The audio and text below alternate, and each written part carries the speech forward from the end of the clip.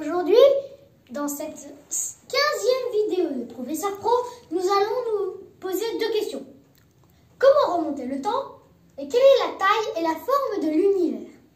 Alors c'est parti, donc on commence. Répondons d'abord à la première question, comment remonter le temps? Alors cette fois, on ne va pas remonter notre temps, on ne va pas aller dans le passé, mais on va remonter le temps de quelqu'un d'autre. Par exemple, imaginons que nous,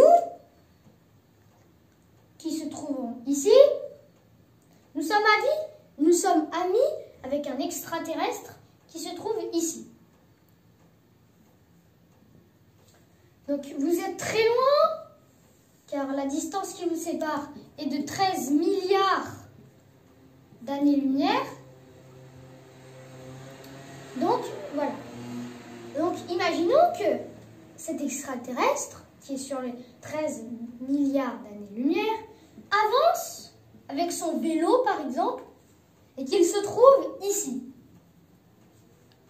Et bien, on peut dire, comme il a avancé de 1 année-lumière, et bien la distance qui sépare vous et l'extraterrestre ne sera plus la même.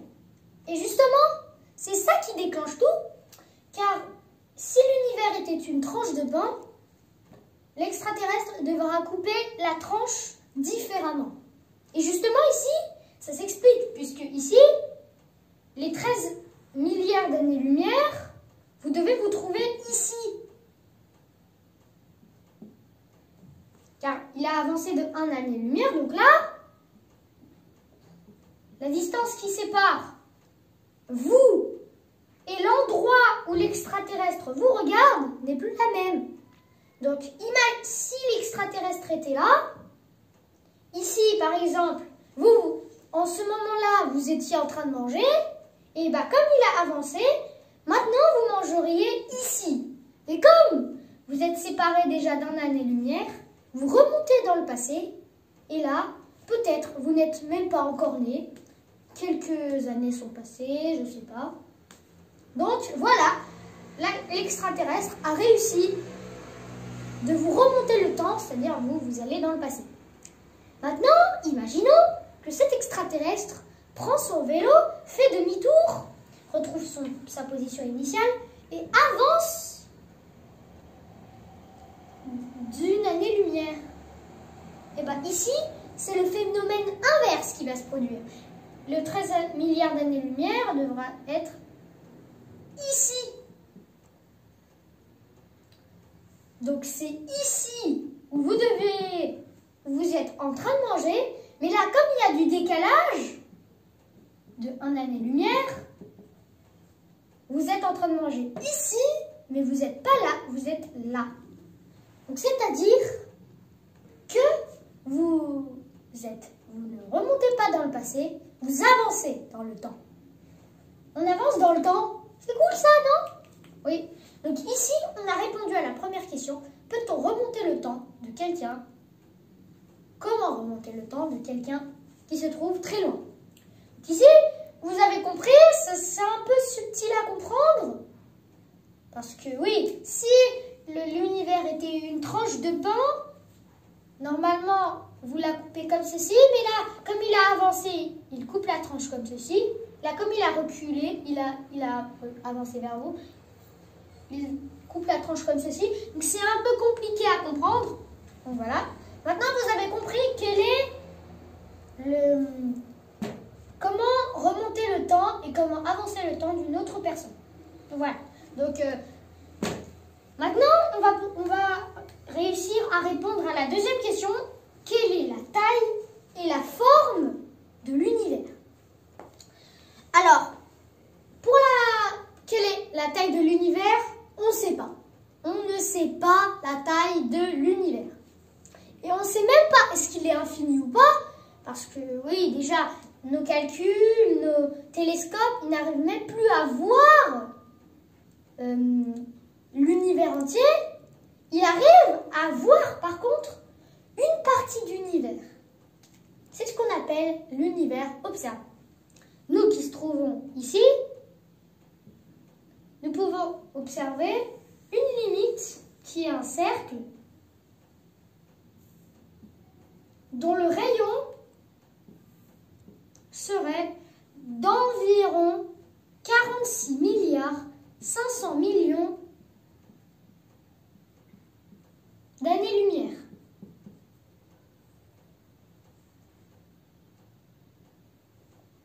C'est beau, hein? Et pourtant, en entier, ça fera 93 milliards d'années-lumière. C'est énorme!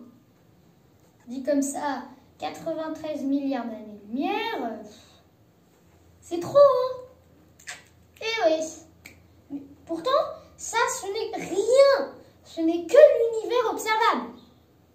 Donc, l'univers est-il infini ou pas? On ne sait pas. Donc, voilà. On a un peu répondu à la question quelle est la taille de l'univers. Maintenant, nous allons un peu répondre comment est sa forme. Ici, il y a 4 possibilités. Primo, une sphère limitée qu'on ne peut pas atteindre. Deuxièmement, une sorte de fer à cheval,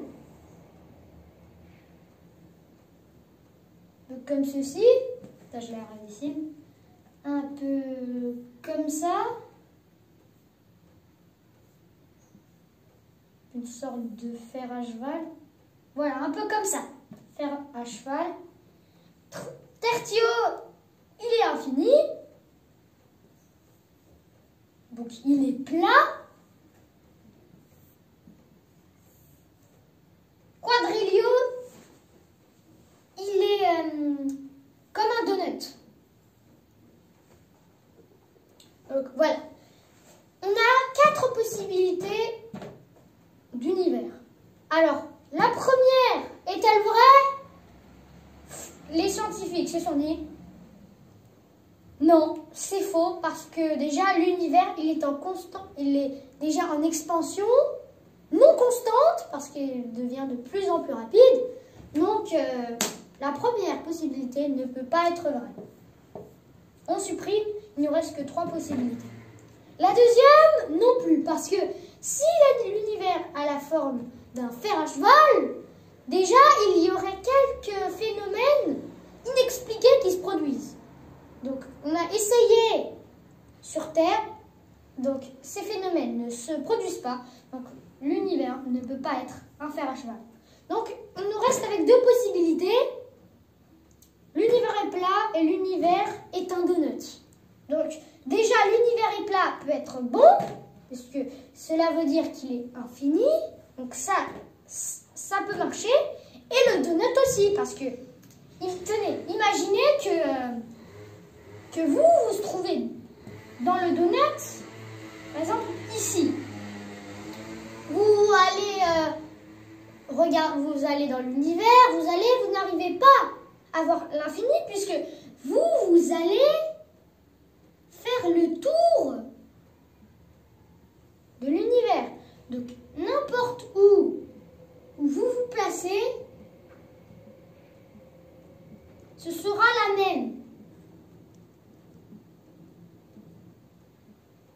Oui, donc c'est-à-dire, vous allez faire le tour du donut